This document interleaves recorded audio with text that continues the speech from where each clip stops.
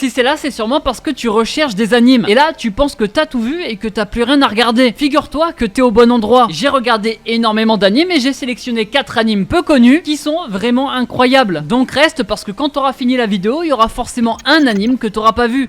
Il est vraiment surpuissant. The Osan Newbie Adventurer. Beaucoup ne connaissent pas et pourtant c'est un de mes animes préférés de cette saison. Mais alors ça parle de quoi? Nous on suit l'aventure de Rick Gladiator. Lui il vit dans un monde fantasy où il existe des guides, des aventuriers, tout le charabia du monde fantasy. Sauf que le problème c'est qu'il commence à être assez âgé, ce qui fait que son rêve de devenir aventurier s'éloigne de plus en plus. Comme ça c'est bon? Non mais son rêve, pas toi, t'es pas obligé de t'éloigner. Heureusement il va rencontrer des gens ultra puissants et ces gars vont l'entraîner pendant 2 ans en le tuant plusieurs fois et le réanimant derrière pour qu'il devienne enfin un aventurier d'exception malgré qu'il ait 30 ans. Le problème c'est que lui ne connaît pas l'étendue de sa puissance et surtout de celle qui cache vraiment en lui, qui sommeille, qui pourrait faire de Rick le perso le plus puissant ever. Mais le problème c'est qu'il contrôle pas ce petit truc qu'il a en lui, une grippe. Voilà, c'est ça qu'il a en lui, désolé de lui apprendre. Cet anime est incroyable et on peut le dire, il est vraiment mais vraiment drôle. Je peux pas vous dire comment il est drôle, ça vous allez le découvrir que si vous regardez cet anime. Souvent les blagues sont sur le fait que les gens sous-estiment le perso principal. Je rappelle, le gars a quand même 30 ans et à 30 ans dans ce monde là t'es pas un aventurier surpuissant, t'es un random. Et à part le côté humour que j'ai surkiffé, le perso principal et les autres persos sont plutôt attachants. Lui il va découvrir le monde qu'il a connu avant mais en étant surpuissant, et d'ailleurs il connaît pas l'étendue de sa puissance lui-même. Nous on connaît tous le monde fantasy, donc on va découvrir le monde fantasy à travers un personnage surpuissant. C'est un gars qui a les clichés des anciens personnages shonen, c'est dans le temps assez musclé, assez dupe, mais qui arrive à être sérieux quand il le faut. Il a la personnalité de Goku, je le dis, et je comprends pourquoi ça marchait à l'époque, parce que ça marche très bien encore maintenant. Les autres personnages, j'avoue par contre, j'aimerais qu'on les développe un peu plus. Ils arrivent toujours au bon moment, ils ont une bonne place dans cet anime, que ça soit pour la comédie ou pour faire avancer l'histoire, c'est toujours utile leur intervention. Surtout la fois où l'ogre il a dit bonjour, non c'était une masterclass. Attends, on me dit que c'est juste de la politesse? Bref, regarde quand même The Osan Newbie Adventurer. Il touche pour genre action, aventure, comédie, drame, ecchi, fantasy, pour thème dragon, F et monstre. Le genre ecchi, je sais pas pourquoi il est là, mais il est là, vous inquiétez pas, y a pas grand chose. Et lui il est disponible sur Crunchyroll. Bref, si t'as aimé la vidéo, tu peux lâcher un petit like, ça fait plaisir et ça aide beaucoup. Ton objectif c'est les 3000 likes comme d'habitude. Et en commentaire tu vas me mettre parmi les 4 animes de la vidéo, quel anime tu n'as pas vu. Il faut faire attention à ce tueur en série.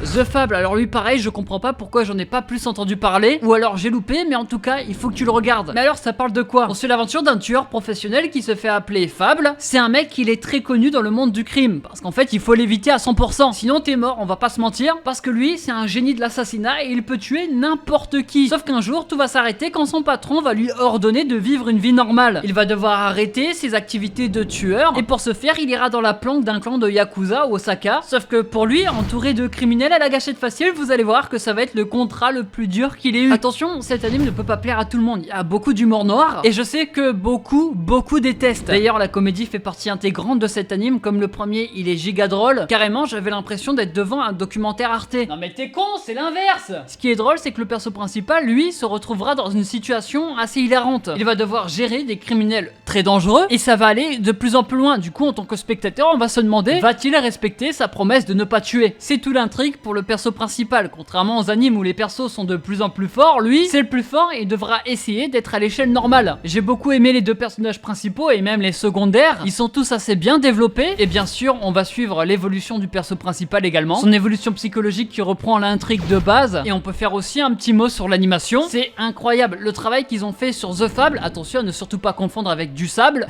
même si ça devrait aller, on va pas se mentir. Là en regardant ça tu sens que c'est pas un anime fantasy et ça se ressent sur l'animation qui se rapproche du réalisme. The Fable, lui, il est dispo sur Disney+.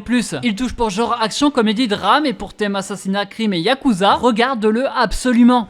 Cet anime est trop original. Benria Saito-san Isekai ni Iku. Vous l'avez compris, c'est un isekai. On suit l'histoire de Saito et cette fois-ci, lui, il a pas un pouvoir de fou, il est juste bricoleur. Le voilà maintenant dans un monde fantasy accompagné d'un magicien, d'une guerrière et d'un elfe. Et même si ça paraît inutile dans un monde fantasy, un bricoleur, vous allez voir que ça va être très utile. Saito, le perso principal, lui, il sait tout faire. Il sait réparer les objets, crocheter des serrures et plein d'autres trucs. Je vais pas tout citer parce que ça pourrait prendre 24 heures. Ça paraît peut-être original qu'un mec avec un métier qu'on connaît tous tous, se trouve maintenant dans un monde fantasy, mais c'est pas ça le côté original. Poser du carrelage, travailler sur l'électricité, accueillir les clients. Non mais ça va, on a compris là. Non, le côté original c'est comment se déroule l'anime. Et je vais prendre l'exemple de Camelot. Pour ceux qui ont vu cette série, c'est un peu le même système. En gros c'est des petits sketchs. On va dire que toutes les 3-4 minutes il va y avoir une petite histoire condensée. Au début on est un peu déçu parce qu'on veut regarder un épisode de 20 minutes, pas des petits sketchs de 3 minutes. Mais comme pour Camelot, plus t'avances, plus tu te rends compte que ces petits sketchs ont de l'importance et qu'il y a bien sûr une histoire bien plus développée. Et c'est ça qui est bien. Parce qu'au fil des sketchs on se rend compte que le scénario il est riche alors qu'il paraissait un peu léger au début. Sinon mis à part ça, comme les deux premiers, la comédie est très bien gérée. C'est pas du tout un top 4 anime comédie, c'est juste une coïncidence que les 3 premiers me font rire. Dans cet anime c'est surtout le vieux qui lui a des pertes de mémoire. Non par contre c'est hilarant. Ah t'as vu, j'ai rigolé. Le fait que le perso principal soit bricoleur, ça reste quand même l'intrigue principale de ce monde. Lui en tant que personne il se sent pas valorisé dans son monde habituel. Pourtant il fait la même chose maintenant, sauf qu'il a de la reconnaissance. Ça nous montre que tous les métiers qui nous semblent banals sont très utiles, et c'est encore plus vrai dans ce monde fantasy. Ça accentue ce message positif qu'on essaye de nous donner tout au long de l'anime. En bref, Benria Saito-san, il faut absolument que tu le regardes. Tu vas passer un très bon moment devant, en plus de l'originalité de l'anime, en tout cas de la forme, je sais pas comment expliquer mais j'espère vous avez compris. Il est dispo sur Crunchyroll et touche pour genre comédie, fantasy, isekai et pour tes autre monde fée et magie. Et lui c'est sûr tu ne l'as pas encore vu, c'est obligé. Et si t'as vu les 3, t'inquiète, il reste le dernier.